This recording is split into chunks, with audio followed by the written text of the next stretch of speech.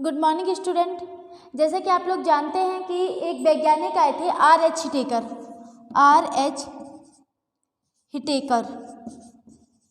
इन्होंने कितने पार्ट में डिवाइड किया था? 5 पार्ट में डिवाइड किया था, ठीक है ना। जिसपे फर्स्ट किया था मोनेरा के बारे में हम पढ़ चुके थे। दूसरा आते हैं हम प्रोटिस्टा के बारे में जानते हैं कि प्रोटिस्टा है क्या। तो प्रोटिस्टा की अगर हम बात करें तो सामान्यतः जो जल में रहने वाले जीव हैं उन्हें हम प्रोटिस्टा के अंतर्गत रखते हैं। अब प्रोटिस्टा है क्या? प्रकाश संश्लेषी एक कोशिकीय शैवाल है, ठीक है। यहाँ पास क्या आ गया? शैवाल। आप सभी शैवाल क्या होता है? शैवाल को आप जानते हैं कि शैवाल तो बहुकोशिकीय होता है, लेकिन यहाँ पास क्या लिखा है? प्रकाश संश्लेषी एक कोशिकीय जीव, जबकि शैवाल क्या आता है? बहुकोशिकीय। ये क्यों बोलते हैं ये जानते हैं सबसे पहले। प्रकाश संश्लेषी एक कोशिकीय मतलब, प्रकाश संश्लेषी का मतलब क्या होता है? जो प्रकाश की उपस्थिति में, मतलब सूर्य के प्रकाश की उपस्थिति में क्या करते हैं? अपने भोजन बनाते हैं। उसे क्या बोला जाता है? प्रकाश संश्लेषी कहा जाता है, ठीक है। एक कोशिकीय मतलब जो एक ही कोशिकाओं से मिलकर बना हो। बहुकोशिकीय मतलब जो बहुत सारी कोशिकाओं से मिलकर बना हो, ठीक। तो शैवाल क्या है? बहुकोशिकीय। इसे एक कोशिकीय के अंतर्गत भी रखा गया है, बहुकोशिकीय के अंतर्गत भी रखा गया है। क्यों रखा गया है पहले ये समझते हैं कि जैसे आपको पता है कि प्रोटिस्टा के अंतर्गत एक युगलीना नाम का चीज़ आता है। युगलीना है क्या पहले हम ये जानते हैं। युगलीना क्या करता है कि युगलीना की अगर हम बात करें, युगलीना तो ये पादप और जंतु जगत के बीच, ठीक है, पादप एवं जंतु जगत के बीच एक मुख्य कड़ी होती है जो इन दोनों में संबंध बताता है, ठीक है। प्रोटिस्टा में कुछ जीव ऐसे होते हैं जो एक कोशिकीय होते हैं, लेकिन कुछ ऐसे होते हैं जो बहुकोशिकीय होते हैं, ठीक है।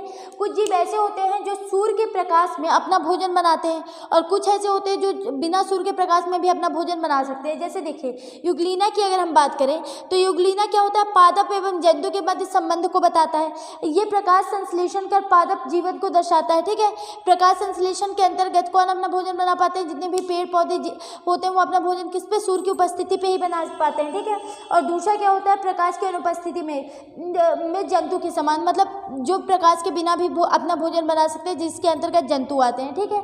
इसीलिए प्रोटिस्टा में को क्या बोला गया? प्रकाश संश्लेषी एक कोशिकीय, जिसपे एक कोशिका वाले भी आते हैं, और शैवाल क्या होता है? बहुकोशिकीय। बहुकोशिकीय भी इसके अंतर्गत आते हैं। इसके अलावा मैंने आपको बताया था प्रोकैरियोटिक और यूकैरियोटिक, पिछली क्लास में हम पढ़ चुके हैं। तो प्रोटिस्टा की अगर हम बात करें तो प्रोटिस्टा किसके अंतर्गत आता है? यूकैरियोटिक के अंतर्गत आता है। यूकैरियोटिक मतलब क्या होता है?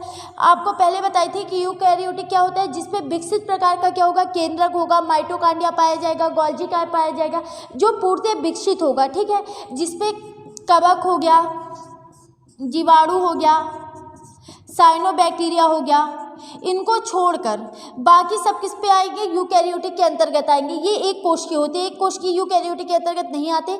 यूकैरियोटिक मतलब बहुकोशिकीय होते हैं, और ये एक कोशिकीय के अंतर्गत आते हैं, ठीक है। इतना समझ में आया कि यूकैरियोटिक मतलब क्या होता है? यूकैरियोटिक मतलब जो पूरी तरीके से विकसित होती है, जिसमें केंद्रक होता है, दोहरी झिल्ली पाई जाती है, ठीक है, और माइटोकांड्रिया पाया जाता है, गोल्गी काय पाया जाता है, मतलब सारी चीज़ें पाई जाती है, वो विकसित प्रकार से पाई जाती है, वो क्या कहलाता है? यूकैरियोटिक। अगर हम और आगे देखते हैं कि प्रोटिस्टा की बात करते हैं तो इस पर केंद्रक एवं झिल्ली युक्त कोशिका अंग पाए जाते हैं, ठीक है। केंद्रक आपको पता है, जब कोशिका पढ़ेंगे उस पर थोड़ा डिटेल से जानेंगे कि केंद्रक है क्या। तो केंद्रक एवं झिल्ली युक्त कोशिका अंग जैसे विविध पोषी स्लाइम हो गए, मोल्स हो गया, तथा प्रोटोजोआ इसके अंतर्गत आते हैं। अगर इनकी हम बात करें कि प्रोटिस्टा गमन किस पे करते हैं तो कशाभिका द्वारा करते हैं, रोमाभि द्वारा करते हैं, कूटपादों या पदाभु द्वारा करते हैं, ठीक है। आइए अब इनके बारे में कुछ और चीज़ें जानते हैं कि ये जो प्रोटिस्टा होते हैं ये विविध पोषी, मतलब परपोषी भी होते हैं, स्वपोषी भी होते हैं, मृतोपजीवी भी होते हैं, ठीक है। ये सारी चीज़ें क्या होता है? प्रोटिस्टा के अंतर्गत आता है। लेकिन मोस्टली हम इनको दो प्रकार से, स्वपोषी, मतलब जो अपना भोजन स्वयं बनाते हैं, जैसे पेड़ पौधे, जो सूर्य के प्रकाश, जिस पर प्रकाश संश्लेषण की क्रिया भी होगी। दूसरा क्या होता है? इतर पोषी मतलब जो सूर्य के प्रकाश के बिना भी अपना भोजन बना सकते हैं, जिसके अंतर्गत क्या आता है? जंतु आता है, ठीक है। आइए अब हम थोड़ा और जानते हैं इनके बारे में, प्रोटिस्टा के बारे में। युगलीना की अगर हम बात करें, युगलीना के अंतर्गत मिश्र पोषी जीव, ये जो प्रोटिस्टा होते हैं कैसे होते हैं? मिश्र पोषी जीव। जैसा कि मैं अभी आप लोगों को बताई हूँ कि ये कैसे होते हैं? स्वपोषी, इतर पोषी, विविध पोषी, मृतोपजीवी, ये सारी चीज़ें प्रोटिस्टा के अंतर्गत आएगी। मृतोपजीवी मतलब जो मृत चीज़ों से अपना भोजन का निर्माण कर लेते हैं, मृतोपजीवी कहलाता है। स्वपोषी सूर्य के प्रकाश से, इतर पोषी सूर्य के बिना, ठीक है। और परभक्षी भी होते हैं। परभक्षी मतलब जो दूसरे प्रोटिस्टा को भोजन बनाते हैं, जैसे कि हेलोजोइक इनको कहा जाता है, जो दूसरे प्रोटिस्टा को भोजन बनाते हैं, ठीक है। इसके अंतर्गत क्या आता है? इसके एग्जाम्पल में हम बोले तो प्रोटोजोआ आ सकता है, ठीक है। और अगर हम प्रोटिस्टा की बात करें तो ये प्रोटिस्टा का डायग्राम है, डायग्राम इसलिए इसको डिनोट नहीं किया क्योंकि आप लोगों को पहले बता चुकी हूँ कि यूकैरियोटिक मतलब कि इसके अंतर्गत सारी चीज़ें विकसित होगी, दोहरी झिल्ली पाई जाएंगी। ठीक है, प्रोटिस्टा की एक और ख़ास बात है कि पादप एवं जंतु स्वयं अपना भोजन पादप जल में बनाते हैं। जैसे तो आज के लिए प्रोटिस्टा बस हमारा यहीं तक।